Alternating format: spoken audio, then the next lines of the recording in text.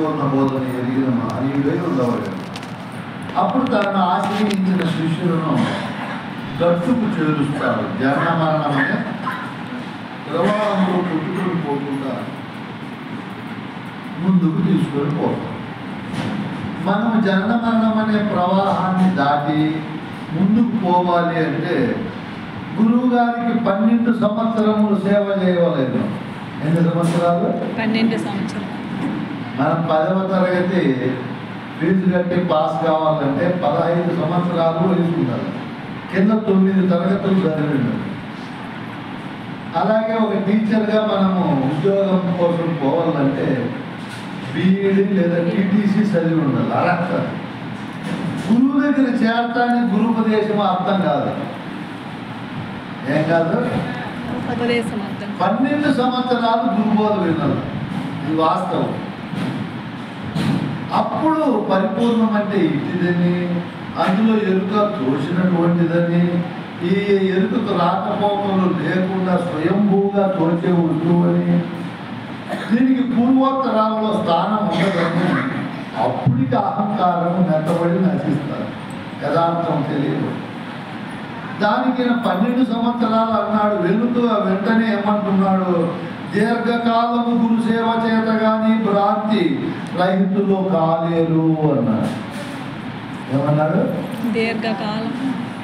దీర్ఘకాలం గురు సేవ చేయలేదు.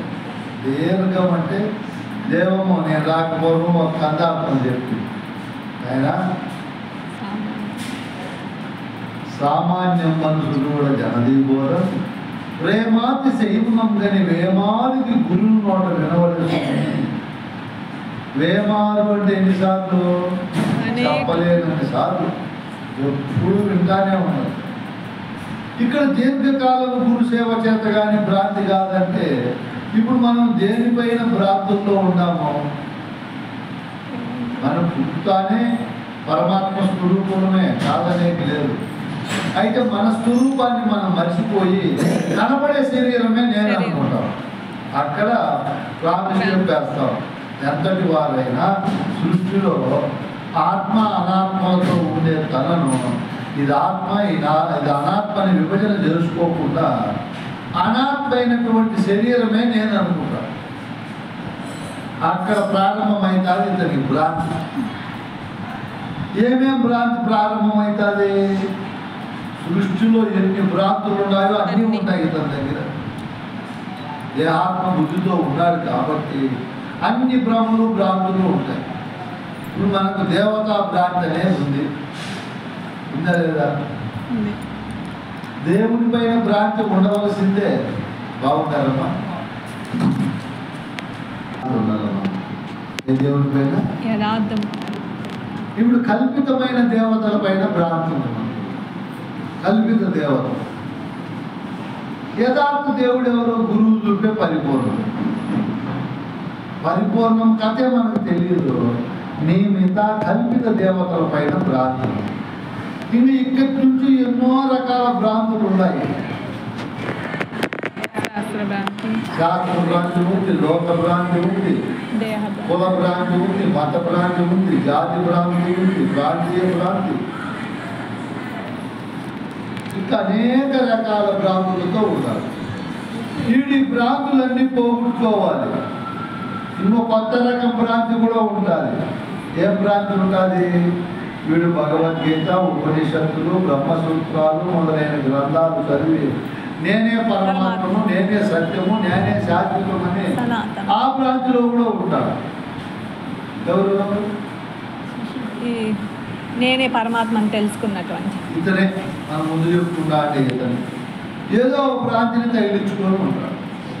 ఇన్ని విధాల భ్రాంతులన్నీ రహితం కావాలి అంటే ఏం చేయాలి? భ్రాంతి రహితం కావాలి అంటే గురువు దగ్గర ఉపదేశం కొరకు గురువు దగ్గరికి పోవాలి. మనం గురువును ఎన్నుకునే విధం రాశాడు ఇక్కడ. ఇతను ఏమో రాశాడు? గురువును ఎన్నుకునే విధాన్ని రాశాడు. ఏ గురువును అంటే ఆ గురువును చేరితే భ్రాంతి రహితం కాదు, భ్రమరహితం కాదు. నువ్వు గురువు ఇంటికి ఊరికి పోవాలి. మొట్టమొదట మనకు మంచి గురువు కావాలి, భ్రాంతి రహితం కావాలి అంటే, యథార్థం తెలియబడాలి అంటే ఉపదేశం సాంప్రదాయంగా చెప్పే గురువు కావాలి. మనం ఆ గురువును చేరేటప్పుడు ఆ గురువు నడతలు, ఆ గురువు వారిని అడిగి తెలుసుకోవాలి. మంది పల్లె పట్టణంలో ఇప్పుడు రాజమండ్రిలో ఎవరింట్లో అంటే ఒకరు ఉంటారు, చుట్టుపక్కల ఆయన నడత ఎలా ఉందంటే చెప్పలేదు. ఇక్కడ పల్లెల్లో అయితే చెప్తారు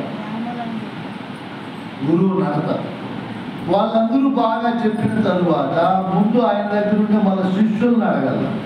ఎవరిని? వాళ్ళ శిష్యులు. మీరు అట్లా అన్ని అన్వేషణ చేసి గురువుని చేరినారా, టక్కన చేరేసినారమ్మా ఎట్లా అని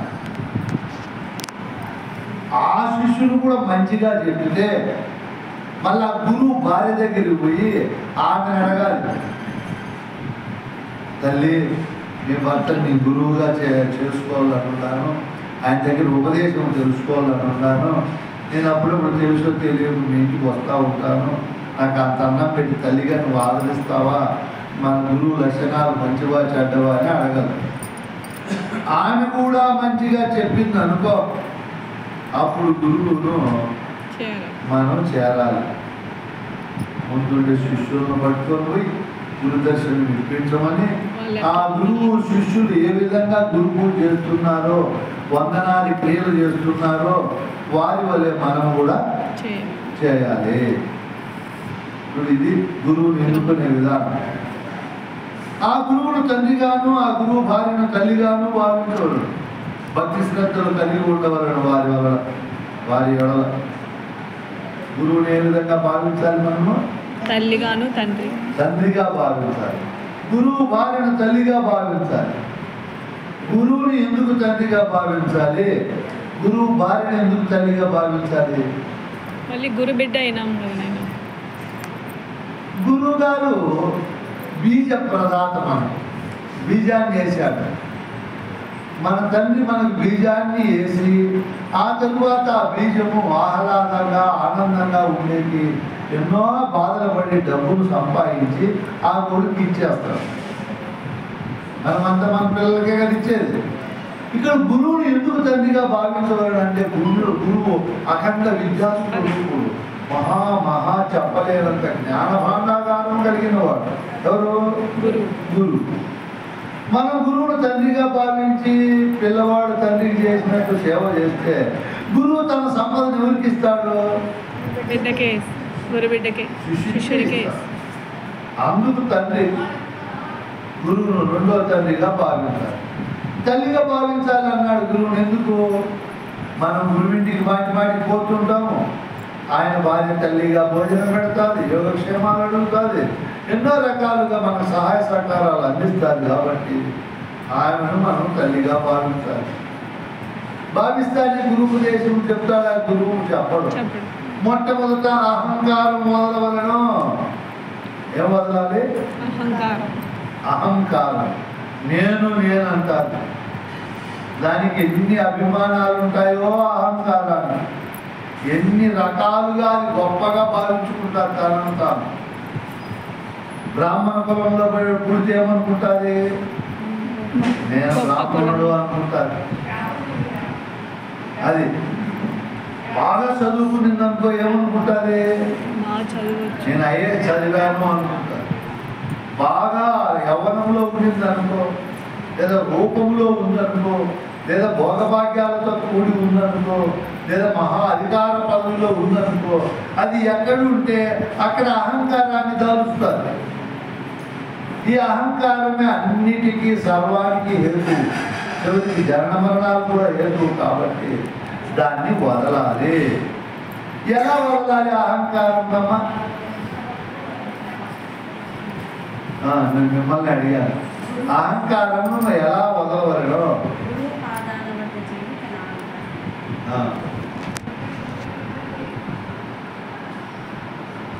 దృష్టి ఉండాలి, రస్వ దృష్టి పనికిరాదు.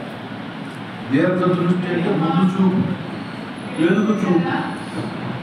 ఎంతో మంది రాజులు వచ్చారు, భోగభాగ్యాలు అనుభవించారు, నాది అని కోటలు కట్టారు. ఉండారా? పోయినారా? వెళ్ళిపోయినారు. పోయేటప్పుడు ఒక కోటైనా లేదా కోటకుంటే రాయినైనా తీసుకుపోయినారా? లేదు.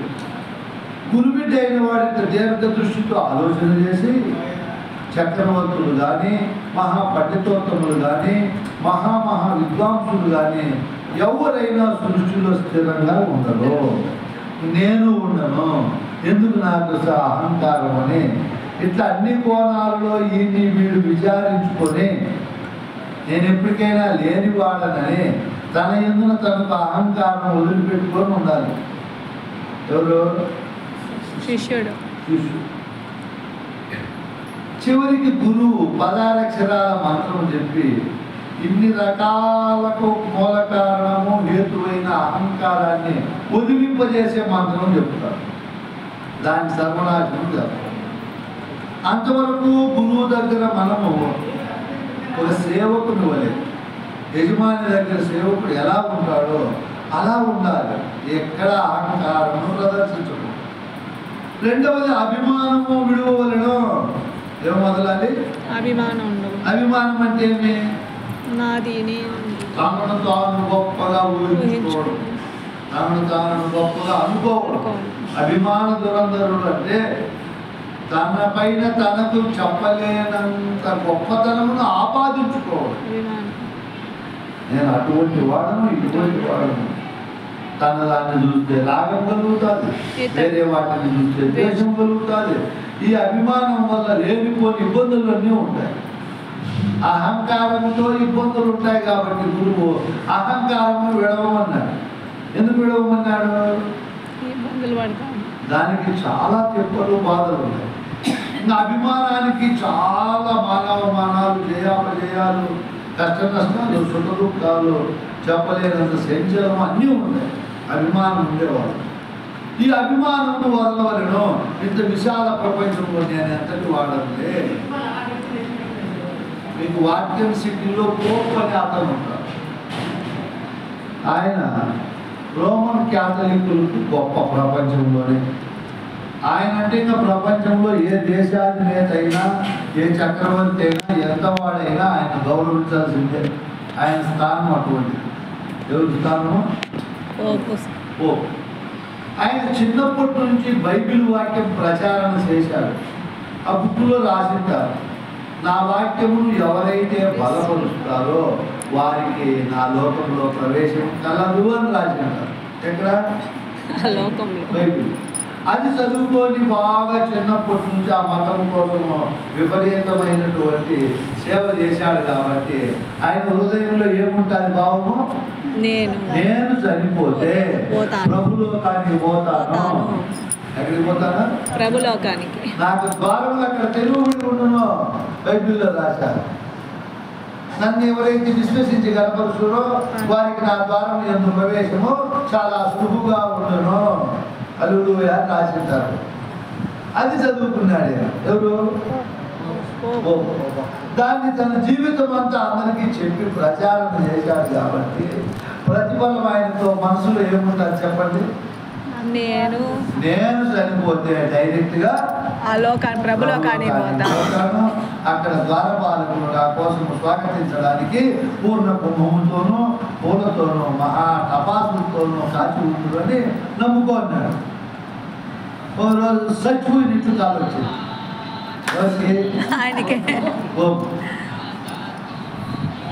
ఆ కాల ప్రకారం ఏం జరగాలి? అక్కడికి పోవాలి. అక్కడికి పోయినట్లు కూడా కాదు వచ్చింది. వచ్చిన వెంటనే అక్కడికి వెళ్ళిపోయినాడు. ఇక్కడ ఆరామాయణం వదిలేసిన ఓ పాత్ర, ఆ మెల్ల వేసుకుంటే సులువు, చేతులు పట్టుకుంటే కట్టి అదంతా వదిలేసిపోయినాడు. పోతే ఆయన ప్రభులోకంలో గొప్ప గొప్ప వాళ్ళు ఉన్నారట. ఏమో వాళ్ళ పనుల్లో బిజీగా ఉన్నారట. మనం సిమ్లాకో బాంబేకో పోయినప్పుడు మన కోసం ఎవరైనా ఎదురు చూసుకుంటారో వాళ్ళ పనులు వాళ్ళు ఉంటారు. వాళ్ళ పనులే వాళ్ళకి తీరిక లేనట్టు ఉంటాయి. ఎవరు చూసుకుంటారు? ఈయన ఉరువు పట్టించుకోవాలి. అక్కడ లాస్ట్కు నిరుత్సాహపడుతున్నారు. నేను బైబిల్ అట్లా చెప్తాను, మీరు చదివితే తెలుస్తారు ఏమి కల్పితాలు ఉంటాయి దాంట్లో. ఆ ప్రభులోకములో చక్కటి వాతావరణము, అద్భుతమైన సువాసన కలిగిన సుగంధభరితమైన తోటలో ఆకలి దప్పికలు లేకుండా, ఏ విధమైన జబ్బు లేకుండా, సూర్యాస్తమయాలు ఉండకుండా ఎప్పుడు జాగ్రత్త అవస్థలోనే కావలసిన సుఖ సంతోషాలు అనుభవించవచ్చును. ప్రభు కుమారులను ప్రభు శ్రద్ధగా చూసుకును అని రాసింటారు దాంట్లో. ఆడ ఆ మాటలు తగినట్లే లేదంటే నేను పోయింది, నిరుత్సాహపడిపోయినా. నేను నన్ను ఎవరు పట్టుకోలేదు. ద్వారపాలకు దగ్గరవి మీరు నన్ను గుర్తు ఎరుగరా అన్నాడు. మీరు ఎవరు, ఏ లోకం నుండి వచ్చారు, మిమ్మల్ని గుర్తు ఎరగడానికి నీలో ఏమంత విశేషం అన్నారు. నాలో విశేషం లేదా? భూమండలంలోనే నేను గొప్పవాళ్ళనే. 260 కోట్ల మంది ఉన్నారు క్రైస్తవులు భూమండలంలో. ఎంతమంది? 260 కోట్లు. 240 కోట్లు దాదాపు అవుతున్నారు. వాళ్ళందరూ ఎరుగుదురు మీరు ఎరగరా అంటారు. నేను ఎరిగేకి నాయనా నువ్వు ఎవరు చెప్పరా, ఎక్కడి నుంచి వచ్చావు అన్నాడు. భూలోకవాసులు మేము అన్నాడు. మరి మీరు భూమి అనే గ్రహము ఒక నక్షత్రం చుట్టూ తిరుగుతూ ఉంటుంది, మీ నక్షత్రం సంఖ్య చెప్పరా అన్నాడు. ఇది సంఖ్య మీకు పాయింట్ అర్థమవుతా ఉంది కదా. ఇప్పుడు మనం రాత్రి పూట కనబడితే నక్షత్రాలు చూసినామనుకో అవి కనబడతాయి రాత్రి సమయంలో. 300 ఉన్నాయి, 500 ఉన్నాయమ్మా? మీకేం పని ఉంది నైట్ అట్లా పోయి నక్షత్రాలు లెక్కకు దొరుకుతాయి. అనంతం ఉన్నాయి నక్షత్రాలు. వీడు మీ నక్షత్రం సంఖ్య చెప్పడానికి చాలా కనిపించింది. ఎంత చెప్తే ఎంచుకుంటే కదా. కొన్ని శాస్త్రవేత్తలు కూడా ఎంచి చెప్పిందమ్మా, మీ సూర్యుడు ఇన్నో నక్షత్రం అని. అంటే అంత కోట్లు ఉన్నాయి నక్షత్రాలు. అందులో ఒక నక్షత్రం చుట్టూ మనం ఉన్నాం భూమి అనే గ్రహంలో. ఇన్ని 15 కోట్ల నక్షత్రాలను ఒక పాలపొందు అంటారు. ఇది ఒక కుటుంబం. అట్లా కుటుంబాలు కోట్లు ఉన్నాయి పరిపూర్ణంలో. ఎన్నున్నాయి? వీడు మనిషి ఎప్పుడు అక్కడ పోయి చూడాలను లేడు, ఇంకా సత్తాను టైం కూడా సాగు. అంత పెద్ద విశ్వంలో నా బైబిలు, నా ప్రభులో మధ్యాహ్నం ఎర్రోడా నువ్వు నీ నక్షత్రం సంఖ్య చెప్పలేవు కదరా. నక్షత్రం సంఖ్య వాడే కాదు, ఎవరు ఎన్నో ఉన్నాయి. మీరు ఇసుక సముద్రము ఒడ్డుకో నది ఒడ్డుకో పోయి ఇసుక ఒకదాన్ని చూపించి దీని నెంబర్ చెప్పుకోండి చెప్తారా? ఎందుకు చెప్పలేరు? లెక్కలు దొరికాడు కానీ చెప్తాం ఎంచుకొని. ఎందుకు దీనికి శరీరంలో నుంచి దీని సంఖ్య చెప్పుకోండి చెప్తాం మనం. ఎందుకు చెప్పలేమా? అనంతం ఉన్నాయి, అన్ని ఉన్నాయి. ఇంకా ఈ ప్రభు ఈ 16 పోపు ఆశ్చర్యపోయినా. అదంతా కల్పితంరా. నువ్వు చదువుకోండి బుక్కు అబద్ధమే, ఆ ప్రభులోకము అబద్ధమే అంటానే. ఎంత మోసం చేశాను నన్ను, ఎంత మోసపోయాను నేను అంటున్నాడంట. అప్పుడు ఆవిడ ఆ పక్కన మనంతా గురిపెట్టుండి ఈదంటే ఇప్పుడన్నా తెలుసుకోరా ఎదురోడా, ఈ విశ్వం అంటే తమాసానా, మా ప్రభు అని అభిమానపడుతున్నావు జాగ్రత్త ప్రభు. అప్పుడు చెప్పినాడు ఆ గురిపెట్ట, భూమిని సూర్యకిరణాలు చారాలంటే 8 నిమిషాలు టైం పడుతుంది. మనం ఉండాలి భూమి పైన. వీటికి సూర్యుడి నుంచి వచ్చే కిరణాలు ఎంత టైం పడతాయి? 8 నిమిషాలు పడతాయి.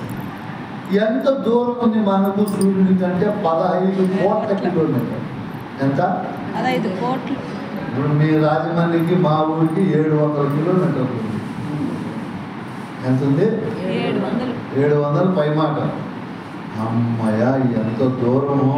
నా తమ్ముడిని పదాము ఆయన 7 రోజులు ఆడు ఉందాము, హాయిగా వాళ్ళే వండి పెడతారు, తినుకొని బాగా బోధ మాట్లాడుకుందాం, నాకు సహాయం ఉంటావు రా నాయన అంటే.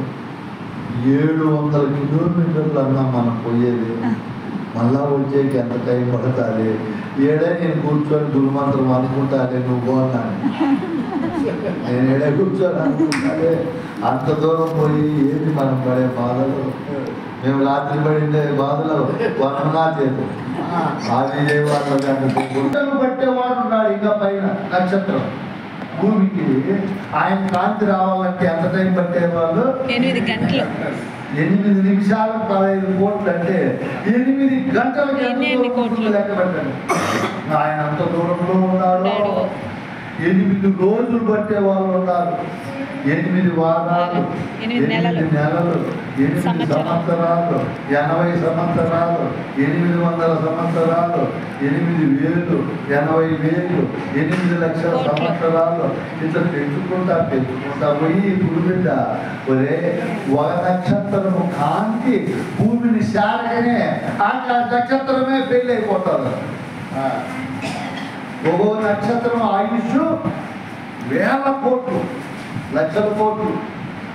అట్లా నక్షత్రాలు కూడా ఆయన కాంతి భూమికి చాలకనే ఆ నక్షత్రమే ఆడ అంతమైపోతారు. అర్థమైందా నేను మీకు చెప్పేది? చారకనే అలా తెలుగు ఉండాలి అంతే అని అభిమానం వదలాలి. ఏ వదలాలా? అభిమానం. ఇంత పెద్ద ప్రపంచంలో విశ్వంలో ఈ పరిపూర్ణములో ఎన్ని నక్షత్రాలు ఎంత ఉన్నాయా, ఇందులో నేను ఎంత వాడనని ఏం వదలాలి? అభిమానం వదలాలి. తన గొప్ప కళ్ళ కూడా అనుకోవు. ఆ శిష్యులు కూడా నన్ను పొగుడుతా అంటారు. నేను నవ్వుకోలేదు. నేను దగ్గరికి పనికిరా, నేను నన్ను ఇంత పొగడుతుంది కాదు. ఇంత ప్రపంచంలో విశ్వంలో మనం దేనికి పనికి వస్తాము? బ్రహ్మదేవునికి విష్ణువు కూడా అభిమానం ఉండేది ఒకసారి. ఏం అభిమానము? మేము చాలా ఆయుష్ కలిగి ఉంటాము. ఇప్పుడు మనకు 100 సంవత్సరాలు చెప్పినారు ఆయుష్. ఇట్లాంటి 100లో 4,32,000 సంవత్సరాలు అయితే కలియుగం అంతమైపోతుంది. ఏమైపోతుంది? అంతమైపోతుంది. అంతకు ముందు ద్వాపర యుగము 8,64,000 ఉండిందంటారు కృష్ణుని కాలం యుగం. అంతకుముందు రాముడిది 12,96,000 ఉంది. అంతకుముందు సరైతే హరిచంద్రుడు, పురుషుడు, మాతాపుణ్యుడు 15,28,000 సంవత్సరాలు ఉంది. ఏది? కృతయుగం. ఇవి 4 కూడితే 43,20,000 సంవత్సరాలు అయితే అది బ్రహ్మదేవునికి ఒక పగులుకు సమానం అంట. ఆ కాలం ఎంత? పగులు అంత అయితే ఒక రేయికి సమానం. దానికి 86,40,00,000 సంవత్సరాలు అయితే ఆయనకు ఒక రోజుకు సమానం. నా ఆయుష్ చాలా పెద్దదని అభిమానం పడతారు. గడివిలో బ్రహ్మదేవుని చూసి విష్ణు అభిమానపడేది. బ్రహ్మదేవుని జీవిత కాలం అంతా ఆయన పౌరులకు సమానం. వీళ్ళిద్దరు ఇట్లా అభిమానం పడతా ఉంటే ఒక రోజు ఎప్పుడు పనినా మనకు ఆ బ్రహ్మస్వామి వేలు టూర్లు పోతా ఉపన్యాసాలు పూజలతో ఏం మనం రాసి పెట్టామా? మన ఇద్దరు అట్లా హిమాలయాలకు పోయేస్తామా అనుకో బయలుదేరినా. ఎవరు? బ్రహ్మదేవుడు. ఇద్దరు కరెక్ట్ అయిన సేవకులు 10 మనుషులు పెట్టి వాళ్ళ పనులు చేయమని వాళ్ళు వెళ్ళిపోయినారు. పోయి చూస్తే ఆ హిమాలయ పర్వతాల్లో ఒక నడివయసుంటే ఆడాయమ్మ కూర్చొని 50 ఏళ్ళు నిండా చింత చేసుకుంటా ఉంది. మనకు మనిషి ముఖంలో 16 కళలు చూపించవచ్చు. మనకి అది ఒక వరం ఉంది. ఎన్ని కళలు? 16 కళలు. మాట్లాడే పనిలే, ముఖంలోనే చూపించవచ్చు. ఆనందంగా హాయిగా ఉంటామనుకో, భలే ఆనందంగా ఉన్నాడు. ఏం మా స్వామి అంటుంది, భార్య కనుక్కుంటారు. భలే ఆనందంగా ఉన్నాడు ఈరోజు, ఆహా భలే ఆనందంగా లేడనుకో, దుఃఖం ఉన్నాడనుకో, అప్పుడు కూడా కనుక్కుంటారు. కోపం ఉన్నా కనపడతారు. ఎక్కడ? రౌద్రము, ఉత్సాహము, నిరుత్సాహము, జుగుప్స, కామము, ఇట్లా ఏది లోపల ఉంటే అది ముఖంగా కనపడతారు. ఆయన ముఖము దీనంగా ఉన్నాడు. ఎవరి ముఖము? హిమాలయ నడిపోయిస్తున్న ఆయన ముఖము అలే లేదు. ఈ బ్రహ్మ విష్ణు గమనడం ఏమమ్మా భలే బాధగా ఉంటాము అంటే, బాధేనైనా నాకు అల్పాయుష్టు కొడుకు జ్ఞానితుడు, అందుకు భలే బాధగా ఉందని. అల్పాయుష్టు అంటే వాళ్ళ ఆయుష్ ఎంత అని అడిగినాడు. ఆ లెక్క నాకు తెలియదు. మీరు ఇట్లా పోతే ఆ గంగా నది ఒడ్డున రోమసి మహర్షి, శమీక మహర్షి, అష్టావక్రుడు వీళ్ళు ఉంటారు. అందులో రోమసి మహర్షి నా పెద్ద కొడుకు, అష్టావక్రుడు చిన్న కొడుకు. వాళ్ళని అడుగుకోండి అని చెప్పి అడ్రస్ పెట్టారు. ఈ బ్రహ్మ విష్ణువులు వాళ్ళ దగ్గరికి రోమసి మహర్షిని అడిగినాడు, నీ ఆయుష్ ఎంత అని. నా ఆయుష్ ఎంత ఉంది పోనైనా, ఒక్కసారి బ్రహ్మదేవుడు పుట్టి చచ్చిపోతే నాకుండే ఎన్నుకల్లో ఒక రోమం ఉంచిపోతుంది అన్నాడు. అంటానే బ్రహ్మదేవుని సత్తు, నేను ఇంత ఆయుష్ ఉంటే నేను ఒక్కసారి పుట్టి చస్తే ఆయనకు ఒక రోమం రాలిపోతుందంటే మనిషికి 33 కోట్ల రోమాలు. ఎన్ని రోమాలు? 33 కోట్లు. అన్నిసార్లు నేను పుట్టి సావాలంటే వాడు పెద్ద పేపర్ తీసుకుంటాడు, కంప్యూటర్ తీసుకొని వచ్చినా రాలేదంటే లెక్క. నువ్వు ఆయన ఆయుష్ ఎంత ఉన్నారు? ఆయుష్ రోమసి మహర్షి ఆయుష్. బ్రహ్మదేవుని నోట్ పడిపోయింది. కానీ అభిమానం ఏమైంది? పడిపోయింది. అది ఇప్పుడు మనకు అభిమానం ఉంటుంది. 100 ఎకరాల భూమి ఉందనుకో, ఆ గ్రామంలోనే 100 ఎకరాల భూమి అని అభిమానం వస్తుంది. వాడిని తెలంగాణకో లేదా అమెరికాకో పెంచిపోయినాము అనుకో, 100 ఎకరాలు ఉండేవాడు. అమెరికాలో ఒక్కొక్కరికి 10,000 ఎకరాలు ఉంటారు రైతులు.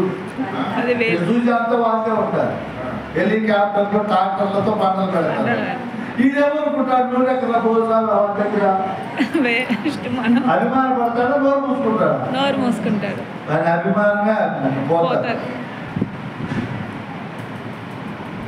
5 ఏళ్ళు పరిపాలన చేసి జగన్ చంద్రబాబు నాయుడుతో నీ ఆయుష్ ఎంత నాయన అంటే, మా అన్న ఒక్కసారి పుట్టి సరితే నా శరీరానికి ఉండే 8 వంకర్లలో అది నాకు వారం.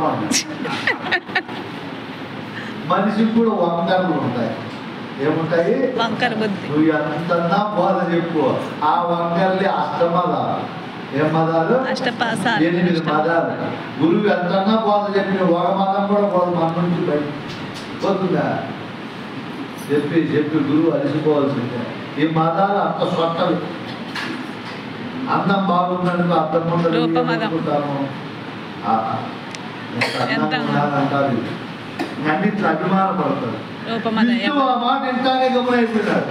అమ్మ ఇదంతా ఆయుష్, ఇది లెక్క పెట్టే అవుతుందా అని ఆయనకు ధైర్యం చెబుదామని ఇద్దరు పోయినారు. ఎవరి దగ్గరికి? తల్లి దగ్గరికి. ఏందమ్మా నీకు దగ్గర వాళ్ళ కోసం నువ్వు అసలు పడతావా అల్పా ఇష్యూ అని లెక్కే చాలుదే లెక్క కట్టేకి.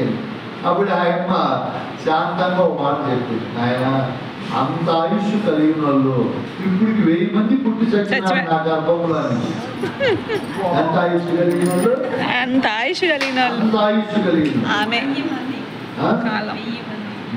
అది ఒకరు కాదు, ఇద్దరు కాదు. ఇద్దరు చక్కని మాయమైపోయింది. ఓయ్ అమ్మ ఇదేంటి లెక్క, ఇది అయ్యే పనే పోయే పని, అడిగే పనే లేకుండా వీళ్ళ అభిమానం ఏమైంది?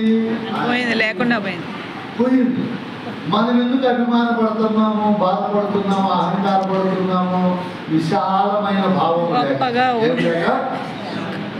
విశాలమైన భావం ఉంటే వాడు అభిమాన పడ్డు. ఓ గురువు దగ్గరికి ఓ రాజు పోయినాడు, ఆయన ముఖం చూశాడు. ఏంటి ఇంత దేశీయ కళలతో ఉంది, నాకు రోజు 30 సార్లు ముఖం కళ మారుతుంది. ఎన్నిసార్లు? 35 సార్లు కూడా మారుతుంది. ఒక్కొక్కసారి ఒక్కొక్క కళ. అన్నం తినేటప్పుడు ఒక కళ, ఉప్పు కొంచెం పెరిగితే కళ ఏమవుతుంది? నోరు ఎవరు తెక్కో లేదు, ఉప్పు తినేగా చేసే కానీ ఎంత బాగుపడతాడో చెప్పేది లేదు. కళలు ఇట్లా ప్రతి చోట్ల మారుతూ ఉంటాయి. ఆ గురువుకు మారనే మారు. ఈ రాజు పోయి చూసి ఈ రాజ్య భోగభాగ్యాలు, ఈ పరివారము, ఈ రామాయణం అంతా ఎందుకు, ఆయన సుఖం నేను అనుభవించాలని తన కొడుకు యువరాజుకు అవన్నీ ఒక చెప్పి గురువు దగ్గర ఉన్నారు. ఎవరు? రాజు. ఈ రాజ్యంలో ప్రజలు బాగుండాలని ఆయన అడిగినాడు గురువు. పర్వాలేదు, అప్పుడు తిని బాగానే ఉన్నారు. తినేకి ఏం పాత్రలు వాడతారు అన్నాడు గురువు. స్టీల్ పాత్రలు వాడతారు, పనుకుండేకి చెక్క మంచాలు వాడతారు, తాగేకి నీళ్ళు స్టీల్ గ్లాసులు వాడతారు. ఆ వాళ్ళు ఇట్లా మాత్రం బతుకుతారు అని చెప్పినారు.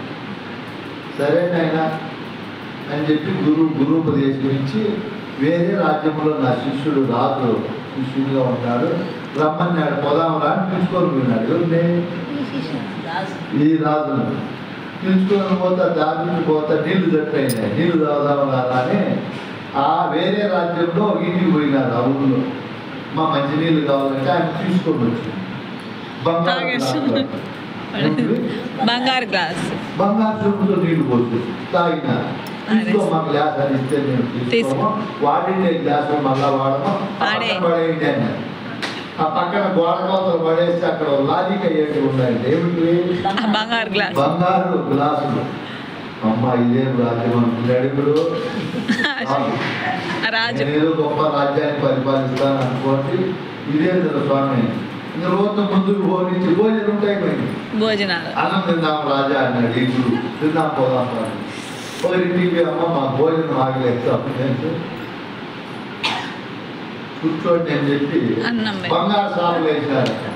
వాళ్ళకు బంగారు ప్లేట్లలో అన్నం పెట్టినారు, వాళ్ళకి మళ్ళీ బంగారు గ్లాసులు ఇచ్చినారు, అన్ని బంగారు మళ్ళీ తినేసి చెల్లించి మీరే ప్లేట్లు అడుగుతారు ఎట్లా అంటే ఇక్కడ ఒక రూల్ ఉంది, ఎవరు ప్లేట్లు వాళ్ళే కడుగుతారు. ఇప్పుడు మా ఊళ్ళు కూడా తిని రాని లేక వస్తాను, ఎవరు ప్లేట్ అక్కడ కడుక్కోవాలి. మనం ఆశ్రమానికి వెళ్ళినప్పుడు మన పని మనం చేసుకోవాలి, మనం తినేటట్టు మనం కడిగి ఆడ పెట్టాలి. ఎవరన్నా మా యొక్క గురువులు ఉన్నా అభిమానం గురిసావు కాబట్టి మావి కూడా మీరు కడిగేసి ఆడ పెట్టాలి. అట్లా పెద్దోళ్ళు వచ్చినప్పుడు మీ సత్తా ఏడా ఇంటి ఉందంటే మీకు ఇంకా ఇంటి దగ్గర ఎంత అహంకారం ఉంటుంది ఆలోచించుకున్నా. గురువు అన్ని ఏం చేస్తామన్నారు, అక్కడ పడేయండి అన్న టైం.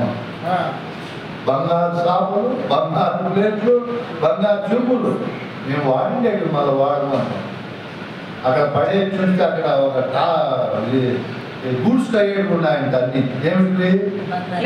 అన్ని బంగారు. మళ్ళీ ఇంకో దారిపోయేటప్పుడు రాత్రి 10 పడుకుందాము రాజాన్ని, పడుకుందామని పడుకుంటే పరుపులు బంగారే, మంచము బంగారే, దుప్పట్లు సన్న బంగారు, దుప్పట్లు కూడా అంతా బంగారే. ప్రాంతాలు నేను చూస్తే మీరు పక్కన పడేయండి అంట. పడేస్తే ఒక బెంగళూరు చేయడం ఉన్నాయంట. ఒక పుట్ట ఎట్టుంది రాజ్యాన్ని, ఈ రాజ్యము ఈ రాజ్యము, ఈ రాజ్యం ఏమన్నా పరిపాలిస్తావా అని అడిగారు. రాజ్యం కొడుతుందేమో స్వామి, ఆ భ్రాంతి ఎప్పుడో వదిలినానని, నేను ఇంకా పరిపాలన చెయ్యాలనే భ్రాంతి నేను ఎప్పుడూ వదిలిపెట్టేశాను. ఏమి స్థితి చూడు ఆయనకు ఒక్కసారి